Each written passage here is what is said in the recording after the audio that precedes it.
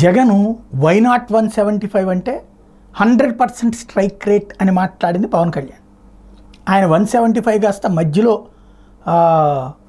7 పోయింది, 5 పోయింది, ఒకటి పక్కన ఒకటి వచ్చి చేరింది. 151 స్థానాల్లో మధ్యలో 5 ఎగిరిపోయింది, 1-1 మిగిలింది. అదే పవన్ కళ్యాణ్ది 21కి 21 అసెంబ్లీ గెలవటం, 2కి 2 ఎంపీలు గెలవడం అన్నటువంటిది కీలకమైంది.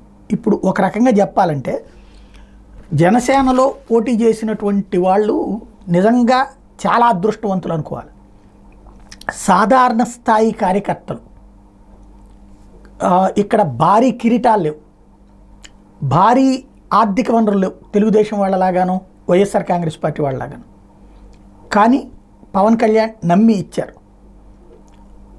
దాంట్లో తెలుగుదేశం నుండి వచ్చిన వాళ్ళని కూడా తీసుకుని ఉండొచ్చు. కానీ పార్టీ నమ్ముకున్న వాళ్ళు దాదాపు 11 మంది 12 మంది దాకా ఉన్నారు. వాళ్ళందరూ కూడా ఇప్పుడు విజయం సాధించారు. ఇప్పుడు అదృష్టవంతులయ్యారు. వాళ్ళకి చక్కటి అవకాశాలు లభించినాయి. పబ్లిక్తో మమేకం అయ్యేటటువంటి అవకాశం లభించింది.